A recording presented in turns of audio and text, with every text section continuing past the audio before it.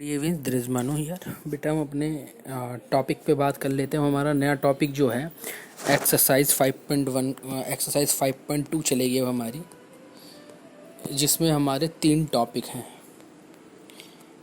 एक है हमारा पोलर फॉर्म। सबसे पहला बेटा हम लोगों का है polar form,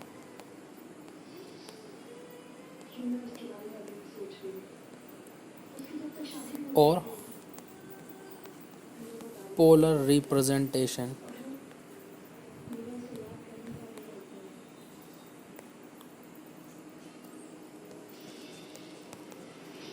of complex number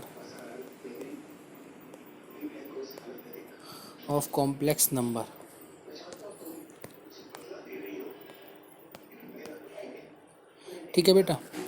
ये हमारा रिड्यूस हो गया है, ये रिड्यूस हो गया सिलेबस से, ठीक है ना। अभी रिसेंटली मैंने आपको एक वो दी थी, क्या बोलते हैं उसे, एक पीडीएफ। उसमें आप देखेंगे एक तो कॉम्प्लेक्स नंबर से पोलर रिप्रेजेंटेशन को डिलीट किया है, और दूसरा जो है हमने क्वाड्रेटिक इक्वेशन, कॉम्प्लेक्स नंबर की क्वाड्रेटिक इक्वेशन यानी नेक्स्ट एक्सरसाइज 5.3 को रिड्यूस किया है। पर 5.2 में हमारा पोलर फॉर्म तो है ही है, इसका बेटा दूसरा टॉपिक है, ये रिड्यूस हो गया है तो इसे हम नहीं करेंगे। दूसरा है आर्ग्यूमेंट, ठीक है ना। आर्ग्यूमेंट्स निकालना ये हमारे सिलेबस में है, पर इसे निकालने के लिए सबसे पहले हमें पोलर फॉर्म का पता होना चाहिए कि पोलर फॉर्म होती क्या है, तो तब हम ये निकालेंगे। तो जैसे मैं आपको बता दूं, जैसे कि कोई रियल नंबर है, जैसे let an real number z is like that s plus i y, x plus i y, then its polar form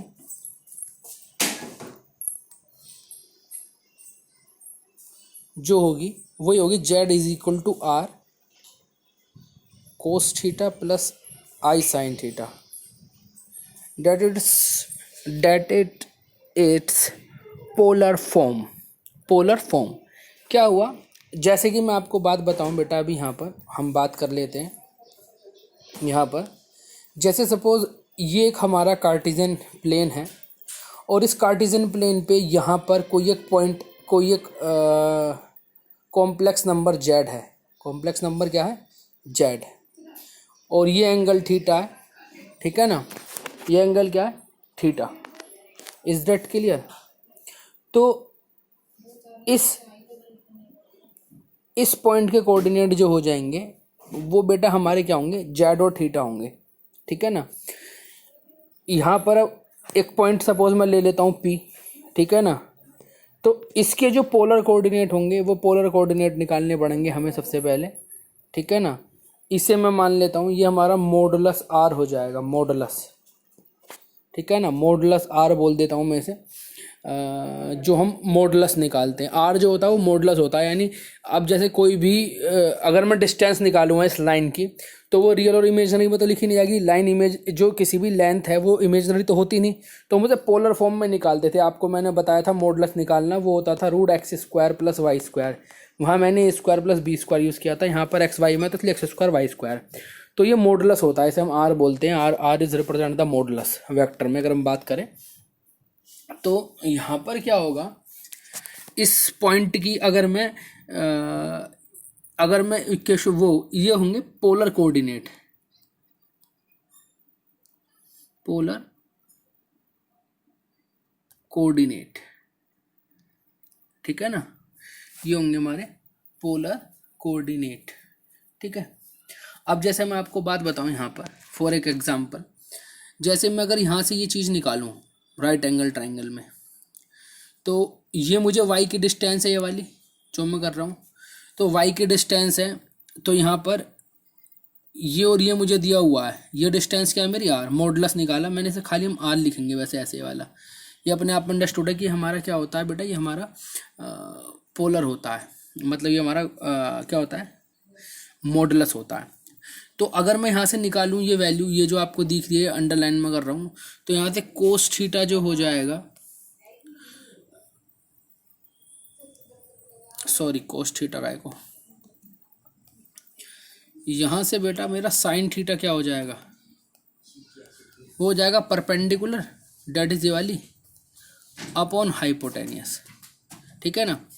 अब यहाँ से साइन थीटा, तो परपेंडिकुलर तो मुझे पता नहीं, पर मेरी जो हाइपोटेनियस है वो आर है, तो यहाँ से P इज इक्वल टू क्या हो जाएगा, आर साइन थीटा, ठीक है ना।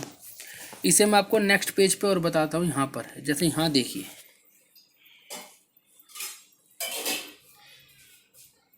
जैसे ये इसका आर है, क्योंकि ये कोई एक पॉइंट P है जहाँ पर क्या है हमारा ये कॉम्प्लेक्स नंबर Z को रिप्रेजेंट कर रहा है, एक पॉइंट P।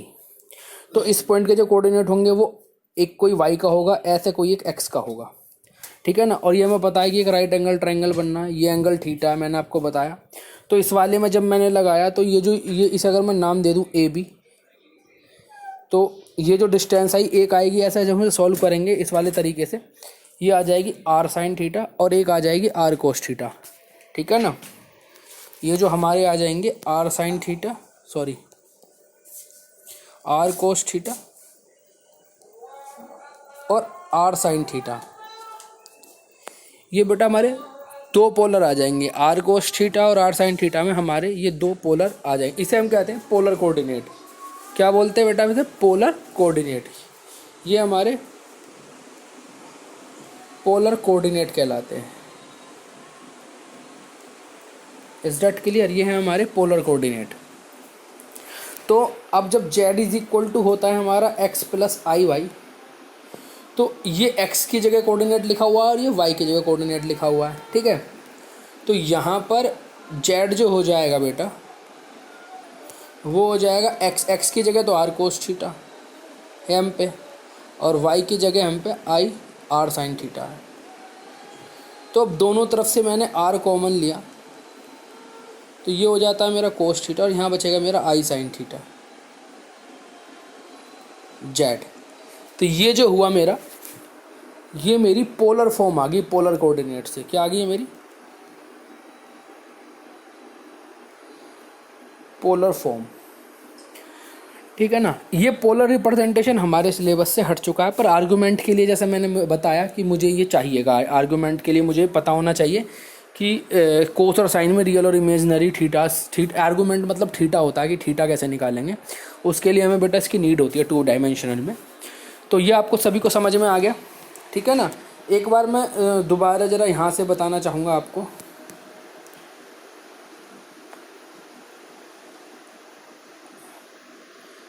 देखो जैसे कि ये एंगल जो है थीटा है और मुझे ये दूरी निकालनी है, ये वाली मैं बता देता हूँ, ये वाली दूरी।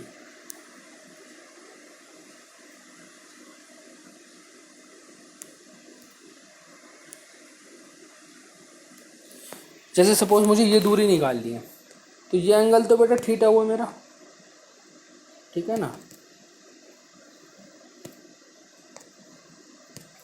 ये एंगल तो मेरा थीटा है। अब ये मेरा परपेंडिकुलर है और ये मेरा हाइपोटेनियस है, और ये मुझे दिया हुआ है कि ये आर है आर्गुमेंट। जैसे किसी भी लेंथ को मुझे निकालना है तो वो मॉडुलस रिप्रेजेंट करते हैं। जैसे यहाँ पर अगर ये एक क्या कहते हैं रफली यहाँ पर कि अगर ये कॉम्प्लेक्स नंबर, ये लाइन कॉम्प्लेक्स नंबर को रिप्रेजेंट कर रही है, तो इसकी जो वैल्यू, इसका जो मैग्नीट्यूड होगा वो इसके आर्गुमेंट के बराबर होगा, जो क्या है आर। तो यानी एच की वैल्यू क्या हो गई, आर हो गई। तो यहाँ से मैंने जैसा आपको बताया, तो अगर मुझे ये वाली वैल्यू चाहिए तो आपको दिख रही है वाई के पैरेलल चल रही है और ये एक्स के पैरेलल चल रही है, तो इससे तो आएगा वाई का कोऑर्डिनेट और इससे आएगा एक्स का कोऑर्डिनेट। तो यहाँ पर अगर मैं इस ट्रायंगल की बात करूँ जिस पे मैं ऐसे वर्टिकल कर रहा हूँ, तो यहाँ से perpendicular upon hypotenuse that is r, वो हो जाएगा साइन थीटा, और यहाँ से P is equal to r sin theta, यानी ये y वाला कोऑर्डिनेट आया। ये क्या है, y वाला कोऑर्डिनेट है मेरा। और ऐसे अगर मैं इस सेकंड वाले की बात करूं, जहाँ मैं सेकंड लिख रहा हूँ, यहाँ पर परपेंडिकुलर, यहाँ पर जो है इस वाले के लिए यहाँ पर, अब अगर थीटा बेटा हमारा ये थीटा है तो ये भी थीटा होगा, ये वाला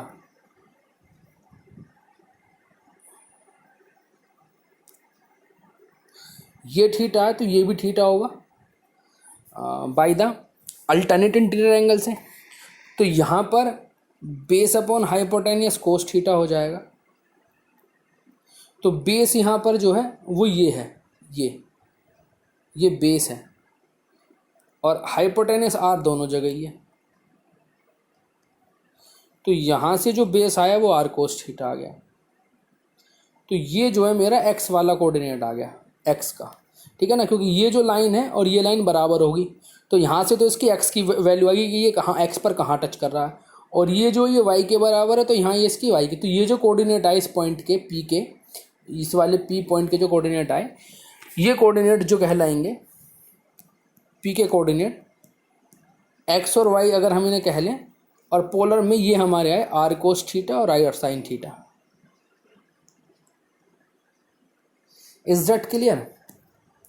तो अब आपको ये यहाँ से पोलर फॉर्म ये बन के आ गई थी, मैंने आपको बता दिया, ठीक है ना। मैंने बोला था आपको कि अगर पोलर कोऑर्डिनेट है तो जेड एक हमारे लिए कॉम्प्लेक्स नंबर हो गया एक्स प्लस आई वाई की फॉर्म में। अब एक्स की जगह मुझ पे जो है यहाँ पर आर कोस थीटा और वाई की जगह आर साइन थीटा आ गया। तो ये मैंने वैल्यू पुट कर दी। ये मैंने आपको यहाँ दोबारा बताया r cos theta r sin theta कैसे निकला, अगर कुछ को डाउट रह गया हो तो ये ऐसे निकल के आगे हमारे। तो ये तो बेटा हमारी पोलर फॉर्म हुई। अब इसके बाद हम बात कर लेते हैं आर्गूमेंट्स पे।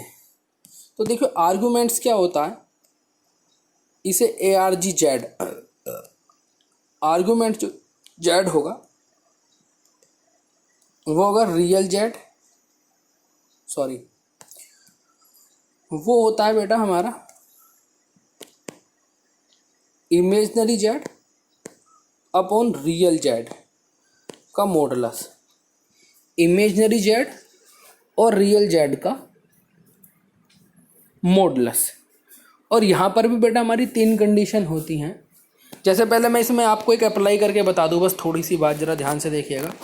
रियल और इमेजनरी का खेल कैसा है मैं आपको ज़रा यहाँ पे अप्लाई करके बता देता हूँ। देखिए अगर मेरे पास जेड ये है, सपोज करो -1 और सपोज कर लेते हैं हम और आई, तो यहाँ पर जो है हमारा जो रियल है, रियल जेड वो लेस देन 0 है क्योंकि वो -1 है। और यहाँ हमारा जो इमेजनरी जेड है वो ग्रेटर देन 0 है क्योंकि वो +1 है, अगर मैं मान लूँ 1 डॉट आई, ठीक है ना। तो अगर ऐसी कंडीशन होगी कि अगर रियल जेड जो है वो 0 से छोटा और इमेजनरी 0 से बड़ा है, तो आर्ग्यूमेंट जो होगा लाइन सेकंड क्वाड्रेंट, तो आर्गुमेंट जो सेकंड क्वाड्रेंट में लाई करेगा और उसकी वैल्यू हो जाएगी alpha is equal to theta minus pi minus theta, ठीक है ना। तो जो हमारा आर्गुमेंट अल्फा होगा वो हो जाएगा पाई माइनस थीटा, ठीक है ना।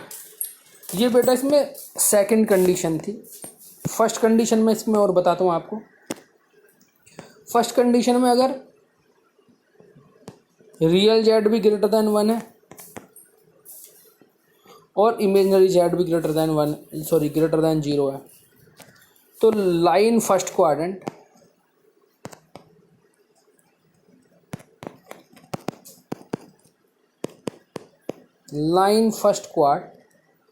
और तब alpha is equal to theta ही होगा।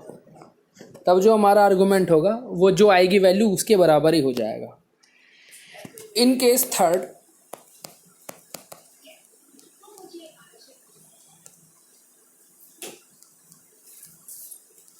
If real Z less then 0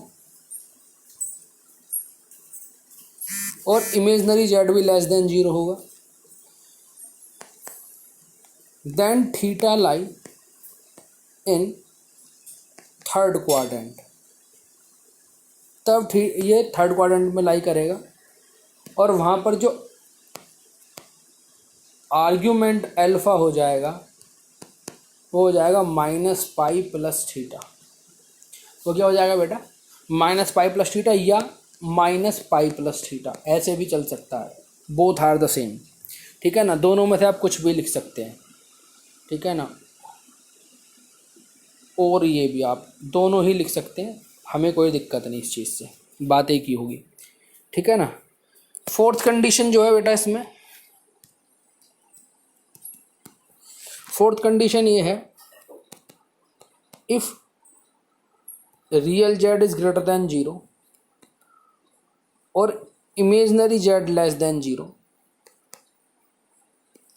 then theta lie in fourth quadrant.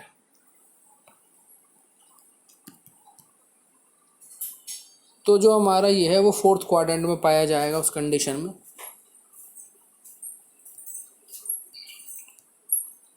कहाँ पाया जाएगा? फोर्थ क्वाड्रेंट में। और तब हमारा जो अल्फा हो जाएगा यानी आर्गुमेंट, वो हो जाएगा हमारा क्या? माइनस थीटा के, वो हो जाएगा हमारा माइनस थीटा के। You all get it?